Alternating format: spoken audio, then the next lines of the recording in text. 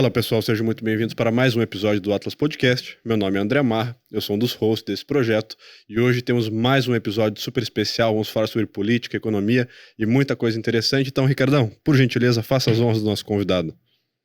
Bom dia, nós temos aqui outro gigante do liberalismo brasileiro. Ele é advogado, empresário e deputado federal. Gilson Marques, seja muito bem-vindo ao Atlas Podcast. Obrigado, Ricardo. Obrigado, Marra. Satisfação imensa estar aqui batendo um papo com vocês. Opa, a alegria é nossa. Gilson, eu gostaria de saber, e é uma pergunta recorrente no nosso podcast, como é que foi o teu ingresso no liberalismo?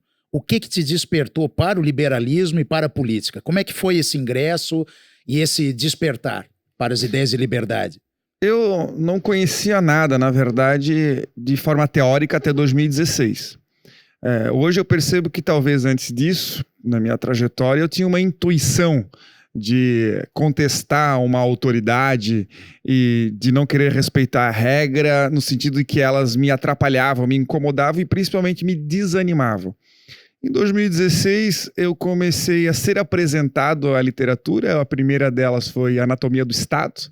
E esse livro é interessante porque ele explica o que o Estado é e o que o Estado não é. E aí eu já peguei um livro pancada, porque é um livro libertário, no caso, né? Rothbard. Isso. E após isso, eu comecei a me envolver no processo seletivo do Partido Novo para poder sair candidato. E aí, pá, um estalo mental e virei viciado na leitura desse ramo e comecei a conhecer esse troço e descobri quanto era ignorante, porque há 250 anos atrás, por exemplo, Bastiat já escreveu a lei. E eu fiz direito e não conhecia. Então, cheguei à conclusão óbvia que eu era mais ignorante do que eu imaginava. E aí eu consegui ter esse conteúdo mais robusto, né? Que sensacional. E como era na faculdade? Chegou a ter debate sobre algum autor liberal que você possa se lembrar? Ou era fundamentalmente uma literatura estatizante? Totalmente estatizante. Eu me lembro, eu formei em 2003 e antes disso começou a surgir as teorias de direito alternativo. Aham. E, naquela época eu achava legal. Tem alguém que pega aquilo ali, interpreta e traz para sua região, adapta para o caso concreto. Cara, hoje eu penso que terrível, né? Que terrível, porque se for assim, no limite, na teoria do absurdo, digamos assim, nós teríamos que ter um juiz para cada caso, né? Em cada lugar e tal. Nada melhor para uma sociedade ter segurança jurídica de que as leis serão respeitadas de uma forma mais objetiva para todas e que sejam em menor número possível. Isso que dá uma sociedade que respeita a propriedade privada. Falando na lei que faz valer entre as partes, que é o contrato, isso infelizmente continua. Então nós temos aí função social do contrato, função social da propriedade, que, na verdade, descaracterizou conceitos milenares, que é pacta sunt servanda, o contrato faz lei entre as partes, voluntariedade, interesse de agir. Por quê? No caso contrato, alguém que é um ser iluminado vai dizer que aquela cláusula é abusiva porque presume que alguém é hipossuficiente, leia, incapaz, e que naquele caso o contrato não pode ser respeitado. Ora, como você vai investir num país que não respeita contrato? E mais, quando você sabe que aquela cláusula, aquele contrato não vai ser respeitado, você está menos motivado a cumpri-lo. Perfeito. Menos motivado, inclusive, a lê-lo, a entender. Sim. Então, é um incentivo perverso criado pela lei, dando poder para o judiciário, que é o mais caro do mundo. É 1,3% do PIB. A Venezuela é o segundo país que mais gasta com o judiciário, que é 0,34% do PIB. Então, é um erro que vem corrigindo um erro anterior, que, no fundo, acaba sendo um erro maior ainda, que depois o Estado diz que vai corrigir e causa um efeito pior ainda, e assim subsequentemente, que é o que explica aí Hayek no Caminho da Servidão. Perfeito. E, Gilson, você refuta a essas leituras a sua vontade de entrar na política? Como que foi essa sua transição aí para deputado federal? O maior impasse que eu digo é que, como eu sou um liberal, um libertário, digamos assim, as pessoas têm o hábito de dizer, pô, Jesus, mas tu odeia falar mal do Estado, mas tu tá lá trabalhando no Estado. Por isso que eu perguntei, todo mundo fala mas isso. tu tá lá e tal. Assim, cara, essa é a pior teoria de todas. Porque é o seguinte, Ricardo, se na tua casa a fossa entupir, você vai ter que ir lá corrigir e arrumar, ok? E não O fato de você ir lá e consertar o esgoto, a fossa, significa que você gosta do que tá lá? Justamente o contrário. Quando você não gosta, tem algo errado, precisa ser consertado, tem que ir lá botar a mão na massa, nem que bote uma luvinha, parar de nojinho. O problema é que alguns libertários, alguns liberais têm nojinho. Não quer botar a mão na merda. São os libertários de sofá. Isso aí. E pior, desmotivam os outros que sabem e estariam propensos a fazê-lo, fazendo esse tipo de crítica. Porque a gente sempre fala que você pode ignorar a política, mas ela não vai te ignorar. E quem gosta da política vai entrar, vai se envolver e vai, em última instância, mandar em você ainda. Né? E em últimos casos, cara, uma vaga ocupada por um liberal, um libertário, não é uma vaga. É no mínimo duas. Porque nós temos alguém que rema pra frente, que no lugar dele, se ele não estivesse, teria alguém remando pra trás. Então, tu tirou a vaga de um estatista, de um intervencionista, de um passador de boleto, etc., e colocou alguém para estancar isso. É que se percebe, Gilson, que ainda hoje o conceito que prevalece na maioria da população é que deputado bom é aquele que faz mais leis. Quanto mais leis ele fizer, tanto melhor ele vai ser. E aí dá-lhe regulamentação, dá-lhe aumento de intervenção estatal, dá-lhe aumento de poder para o Estado. Você sente isso com os teus colegas lá em Brasília? Como é que é essa percepção? Infelizmente, esse é o maior problema do Brasil. Nós temos, falando em números, mais de 6.000 projetos protocolados por ano. Eu descobri recentemente que tem um deputado em específico que no dia 1 do mandato ele protocola mais de 100 projetos. Mas por que ele faz isso e como essa pessoa espetacular que tem essas ideias milagrosas? Ele pega e faz uma listagem dos parlamentares não eleitos e dos projetos que foram arquivados, entre aspas, porque geralmente eles não andam, e replica. Então, mas, além disso, esses projetos eles não são pautados porque não existe capacidade humana estrutural para deliberar isso tudo. A Câmara não tem isso, felizmente. Nós temos 2.500 projetos pautados na fila de urgência. Só isso já é impossível de ser deliberado, de plenário. Isso tudo é exceção. Por quê? Porque no plenário só são votados menos de 20% dos projetos. É exceção ir para lá. Projetos de urgência, modificações da Constituição. O grosso é votado, deliberado nas comissões e a população não sabe. Por isso que também é um mito dizer que uma andorinha não faz verão. Porque mesmo que no painel na Comissão de Defesa do Consumidor, por exemplo, tenha 14 ou 15, que já é pouco, estão lá presentes 3. O que é deliberado ali passa a valer para o Brasil inteiro ou não. Sim. Compreende? E nós temos aprovadas 46 leis por dia. O que também é um contrassenso jurídico, porque existe um princípio que você não pode alegar ignorância para se defender. Mas se você não pode alegar ignorância para se defender, então se presume que você não é ignorante e que conhece todas as leis. O que isso não há exceção, porque não existe ninguém no Brasil nessa situação. Nenhum juiz, nenhum cidadão, nenhum parlamentar, ninguém. Ninguém. Então pensa, nós temos um princípio válido para o Brasil inteiro que não compreende, não abarca nenhuma exceção. Deveria ser pelo menos uma regra. E por que as pessoas não conhecem? Porque nós somos muitas. E para que serve uma lei, Ricardo? Para obrigar, para proibir, para regulamentar. Nunca é para te dar liberdade. Então o fato é, quanto mais leis, quanto mais regulamentações, elas geram mais custo e mais obrigação. E nós estamos cada vez mais encurralados, feito sapo em água quente. Essa que é a verdade. E isso, infelizmente, como você bem disse, é tido como um parlamentar que trabalha, é tido como um parlamentar que aprovou X normas e por isso ele merece a aprovação. Que se reverte, infelizmente, em votos se a criatura é eleita, para o nosso desespero. O Congresso, ele é bom quando ele não trabalha. Eu costumo dizer que o Congresso eficiente é como se fosse um estuprador eficiente. Você vai parabenizar por isso, né? Por cercear a liberdade.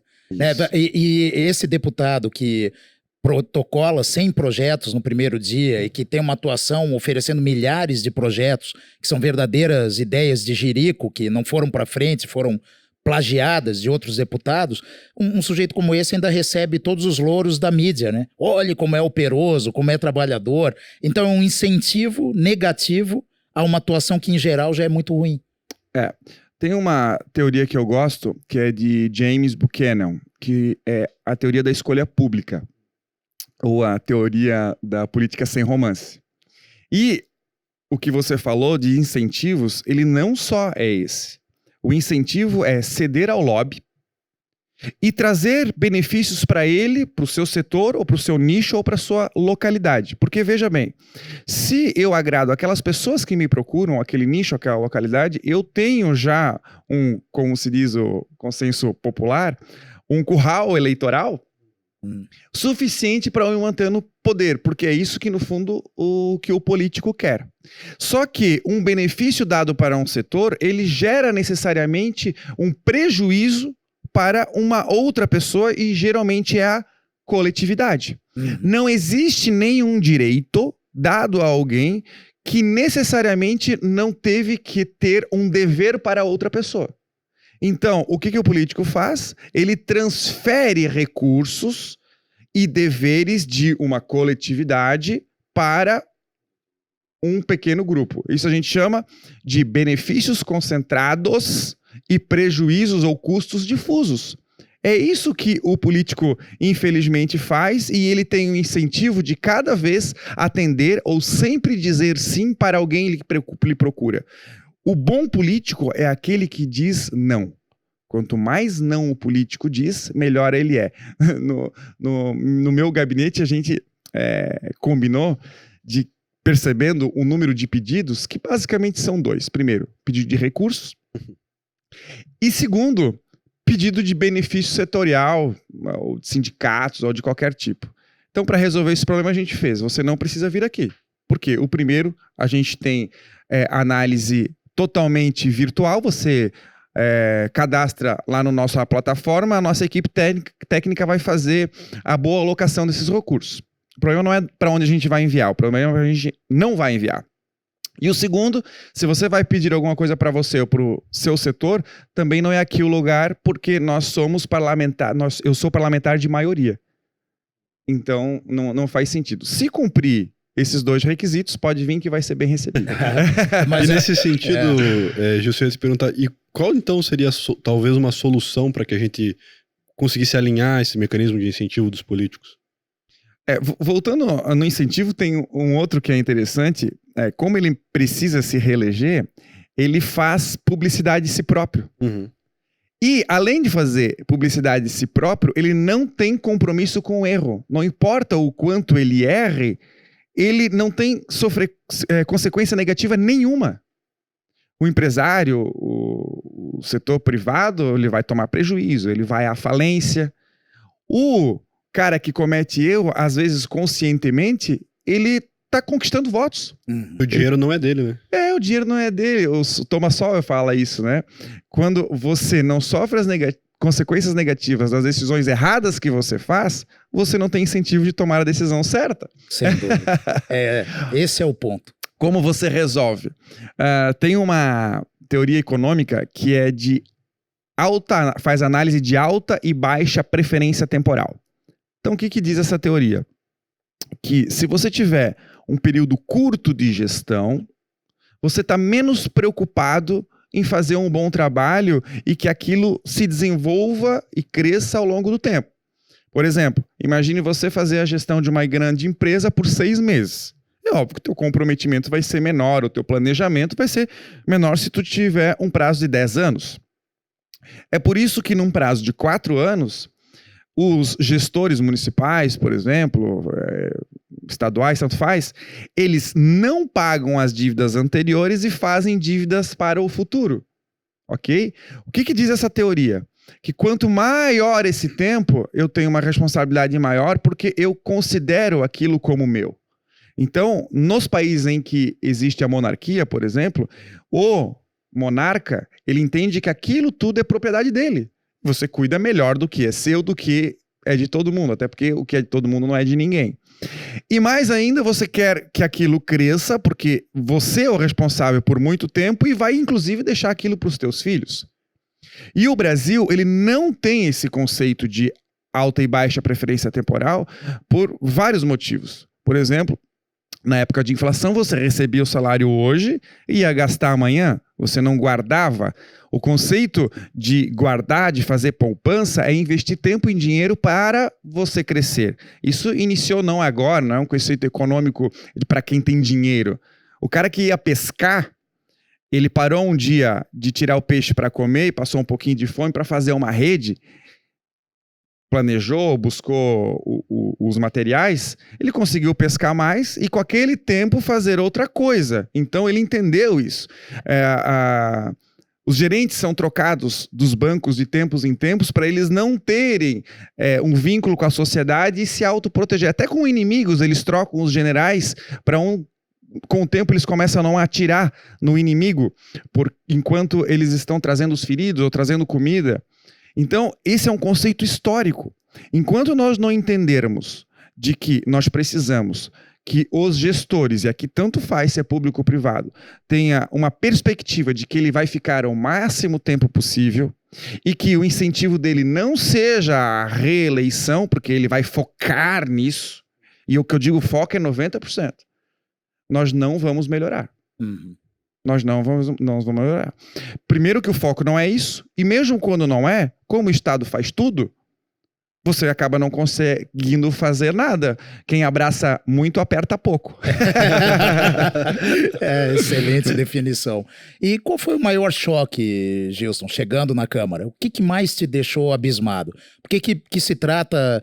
do Leviatã, de entrar nas entranhas do Leviatã, todo mundo sabe, né? Que afinal de contas, de lá que surgem as regras que cerceiam a nossa liberdade no dia a dia. Mas o que te deixou chocado lá? Se é que alguma coisa te deixou? Não, são várias coisas, mas eu te diria que as duas, a incapacidade e a falta de interesse. Nós temos pouquíssimos parlamentares e pessoas comprometidas, infelizmente. Eu costumo dizer que a Câmara é formada, tirando 10 pessoas, de metade incapaz e a outra metade capaz de tudo. Infelizmente. Então, o que acontece? Teve aquela onda de explicar porque a Câmara fez uma renovação, que trocou todo mundo e tal. A gente pegou e fez um carômetro.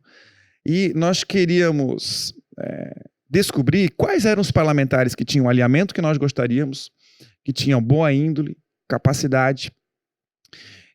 E fizemos uma análise completa, a vida pregressa, no processos judiciais, quem era o pai, quem era o filho, e descobrimos que só temos 81 e não a metade. 81, geralmente, 81 novos. Novos que eu digo que o pai não tinha sido, que ele não tinha sido eleito para outro cargo. Além disso, que aglutinavam esses 3 requisitos eram só 23. Entendeu? Desses 23, de 2019 para cá, tem uns 3 ou 4 que já perderam a qualificação. Então, é muito pouco. É muito pouco. Você pensa na votação que autorizou pela Câmara a recriação do Ministério do Trabalho.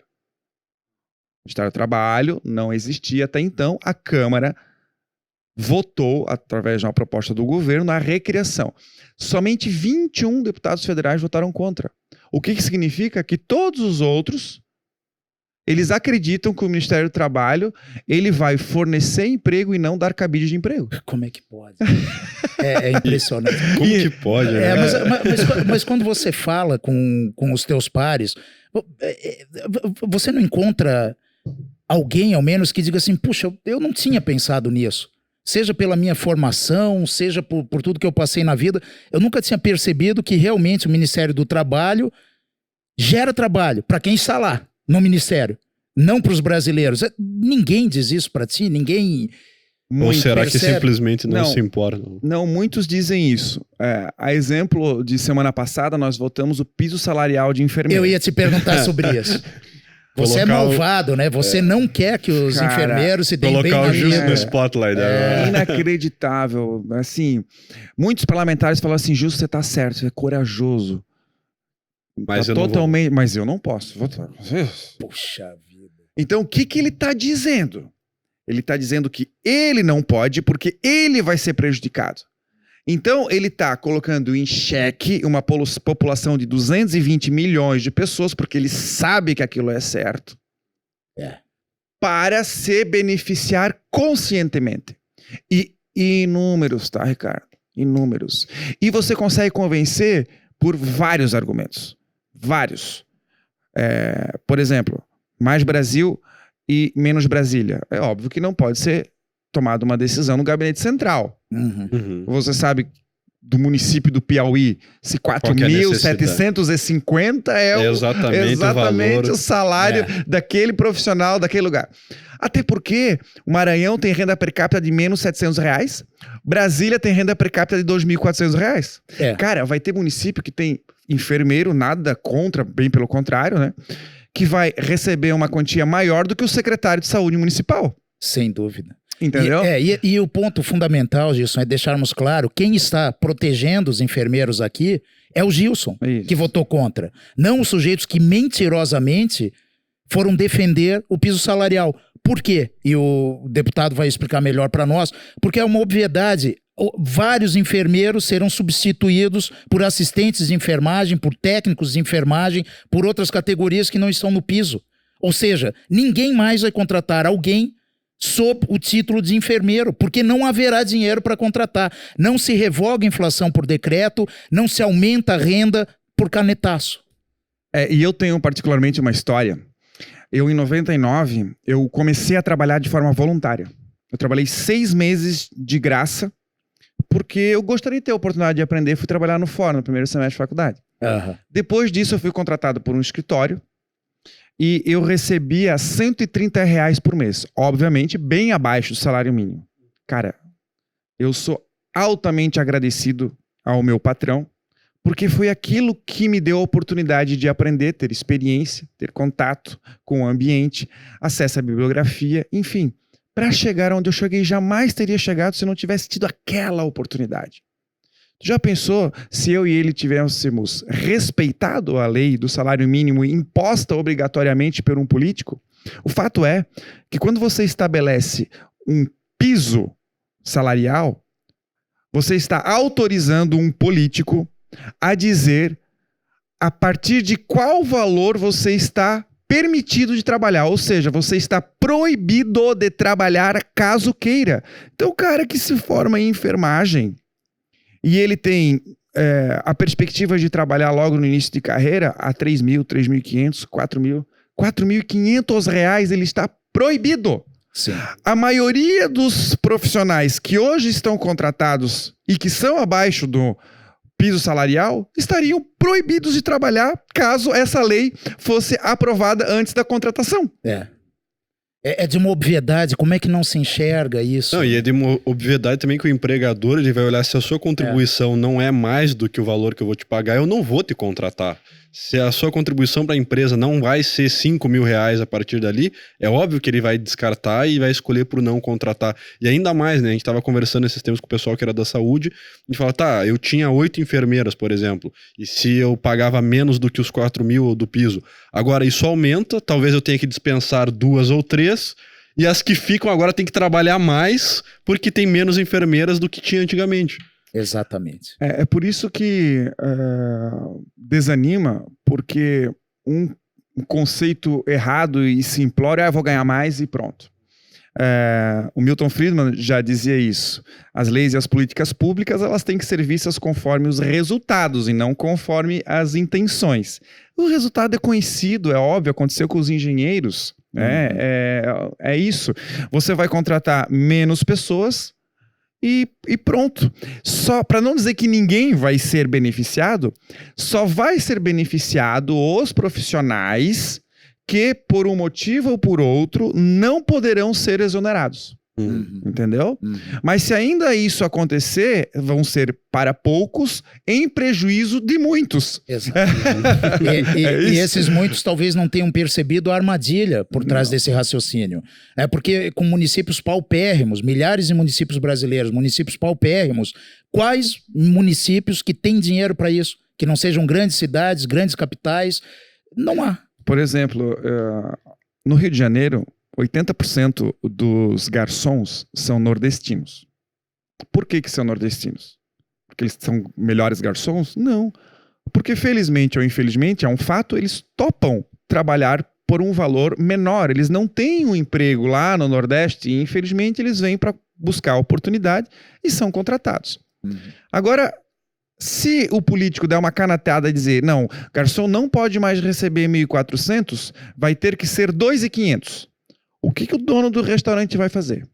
Ele vai exonerar os nordestinos e, infelizmente, vai contratar loirinhos de olho azul que talvez saibam falar inglês, estilo Rodrigo Hilbert.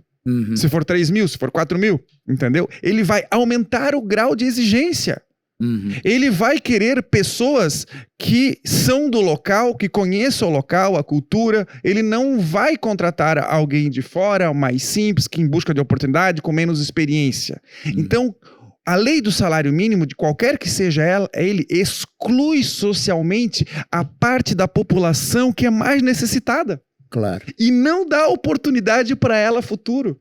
É tirânico, Ricardo. Exatamente. E não se vê que sempre que se fixa um piso, e esse piso pode ser o salário mínimo, pode ser o salário de uma determinada categoria, esse piso ele atua de uma forma e uma maneira fundamental. Ele exclui do mercado de trabalho todos aqueles que não tiverem capacidade de gerar aquele valor apontado no piso. Então, haverá, infelizmente, no Brasil, quem imagine que se nós colocarmos o salário mínimo em R$10.000, estaríamos fazendo uma benesse, quando, na verdade, estaremos desempregando a absoluta maioria da população brasileira, que não consegue, por uma série de incentivos perversos, intervenções estatais, gerar essa renda.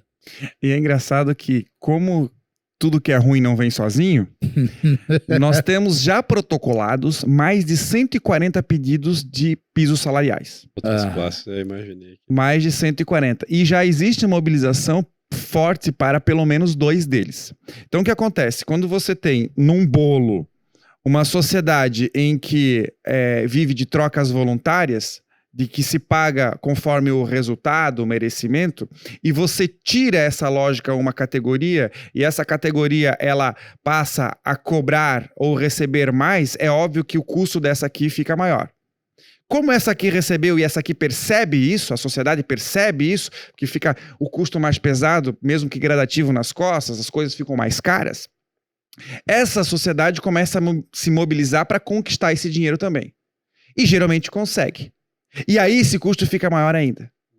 E aí o que é isso? Caminho de venezualização. E Gilson, eu te pergunto, como que é então na prática ser um deputado do Novo dentro da Câmara? Porque aqui quando a gente gravou com a vereadora Indiara, que faz um ótimo trabalho, ela e a Amália aqui, elas falaram que foi ganhando a fama aqui em Curitiba de que as vereadoras do Novo são extremamente técnicas e que leem de fato os projetos e que às vezes algumas pessoas ficam até com receio agora de apresentar alguns projetos esdrúxulos porque sabem que vão ser atacadas de forma racional e bem fundamentada. Como que é no dia a dia, assim, ser um deputado do Novo lá e tentando racionalmente argumentar? Eu acho um absurdo, assim, porque logo lá no início do mandato, eu fico uma noite até hoje sem dormir, preparando a pauta para o dia seguinte, porque tem 30 projetos na comissão, a pauta é definida no dia anterior. E aí eu viro a noite estudando a nota técnica, estudo de impacto, leio o substitutivo, o relatório, tento compartilhar talvez com alguns da bancada, com a liderança. Poxa, um baita de um trabalho. E aí toda vez eu argumento, apresento dados e tal.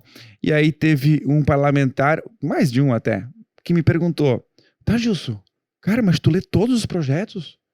Tu sabe de tudo o que se trata? Daí eu olhei, cara, como assim? tu não lê os projetos? É teu trabalho, cara. Assim, como assim tu não leu? Tipo, olha só a inversão, cara. Pra eles é um absurdo, é atípico. Você Alguém lê. acompanhar. Cara, é o mínimo. É. É o mínimo. E é interessante que os parlamentares não se interessam porque eles realmente não se interessam.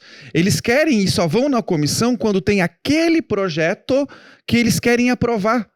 A lógica não é ir na comissão, como eu faço, para não aprovar os projetos dos outros, que eu bato o ponto. Eu sou o primeiro parlamentar da Câmara a pedir relatoria do projeto para dar o relatório pela inconstitucionalidade, pelo arquivamento. Os assessores ficam de cara, como assim? Tu pediu e deu pelo arquivamento? Sim, porque eu quero mais enterrar esse negócio. E foi interessante uma situação, teve um deputado que ficou louco da vida, porque eu tirei 2 projetos que ele era relator de pauta.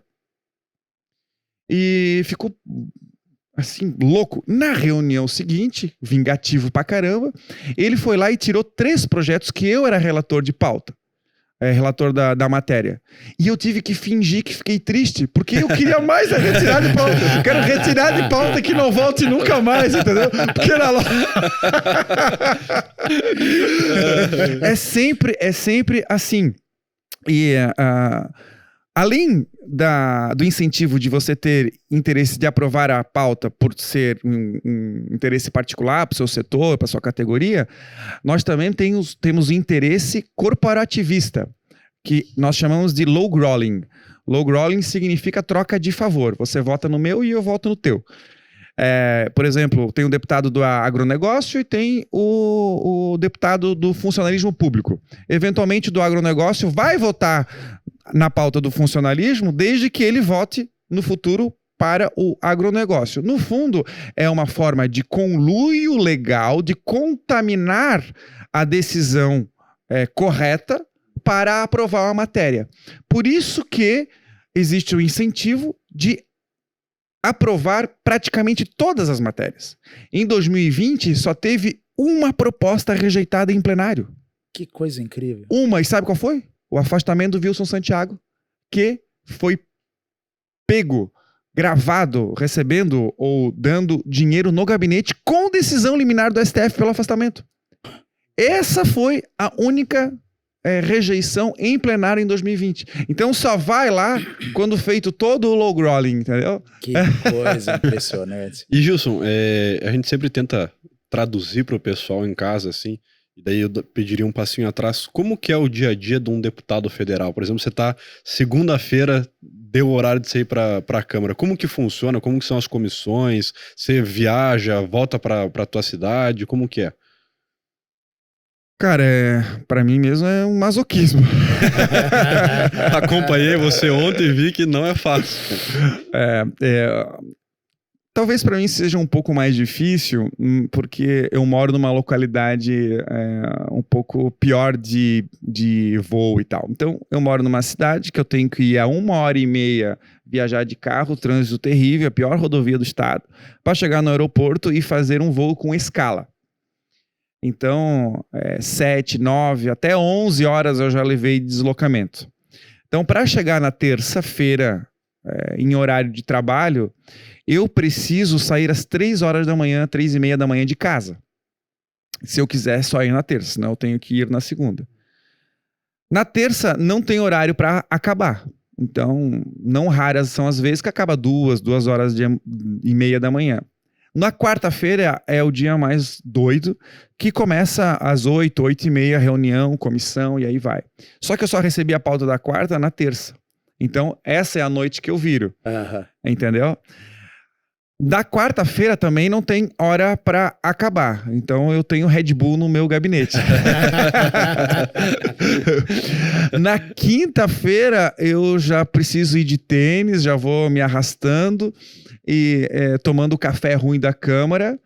E aí, às vezes, agora eu consigo voltar na quinta-feira ou eu preciso voltar na sexta. Só que aí é improdutivo aquele dia que eu volto, que, cara, eu tô imprestável.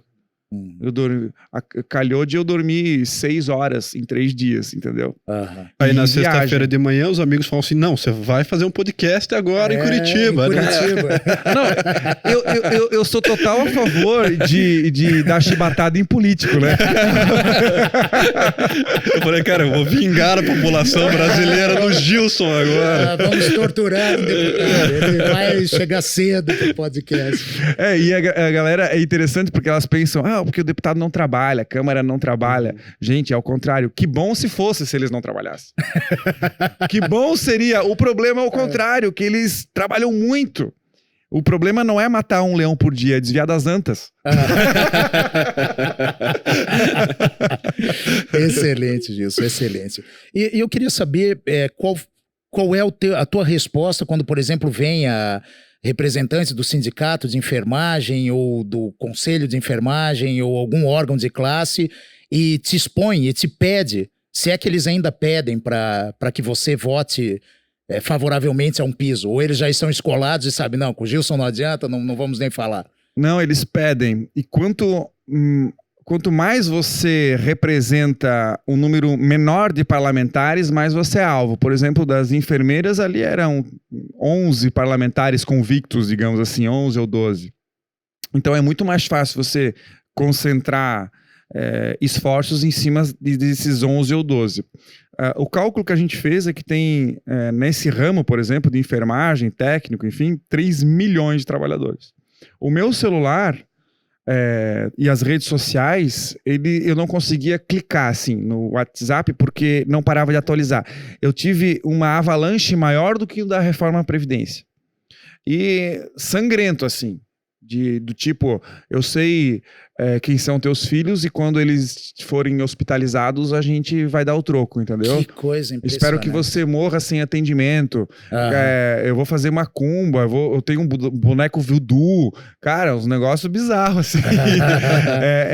Concentrado. Então, realmente, eles tentam, eles ameaçam, eles concentram. É um negócio bem ruim. Teve uma situação que foi a que eu mais fiquei preocupado, de fato. Teve um acordo há uns 15 anos atrás, que é uma demissão voluntária proposta pelo governo. E teve em torno de 12 mil funcionários que pegaram esse incentivo, receberam uma boa parte do valor, talvez ficou, sei lá, uns 30% que, para surpresa de ninguém, o Estado, o governo não cumpriu. Alguns entraram na justiça, alguns não, mas teve um parlamentar que teve a brilhante ideia de corrigir essa injustiça e criou um projeto de lei para recontratar todo mundo. Entendeu? Então tu imagine, 15 anos depois, você recontratar 12 mil pessoas. Que coisa. Vai entrar alguém aqui que há 15 anos, cara, o computador é diferente, o sistema é diferente, o trabalho é diferente, talvez nem exista mais. Eu fui recontratado a preço X, né, sabe? Né? Datilógrafo. Para trabalhar. E aí o que eu fiz? Eu fui o responsável pela retirada de pauta. Ninguém mais se atentou até eu, aquele momento, demonstrar as consequências negativas daquele trem. E não só isso, apresentei um voto separado. Cara, aquelas pessoas, umas 5 ou 6, é o projeto da vida deles. Depende do sustento, é uma expectativa, aposentadoria, há pouco tempo, entendeu? Então teve uns 2 ou 3 que, bicho, me seguiam, me perseguiam, entravam no elevador, iam no gabinete, eu sei onde é que teus filhos trabalham, eu sei onde é que tu mora, entendeu? Que canalhas, né? Que gente asquerosa. Essa foi a única ameaça, assim, que realmente eu me senti preocupado. As demais eu não dou bola, né? Eu falo, não mata ninguém quem tá morto. Coisa é isso. Nessa hora tem que reagir. Tipo Pincher, né? Dá pra ver quem realmente, mas aquele cara ali tinha um semblante, um ar de psicopata. Um semblante intimidador. E Gilson, a gente sabe que você tem uma viagem pra fazer aí e tudo mais, encaminhando pra saideira. Qual que é a sua perspectiva aí para esse ano, eleições, etc?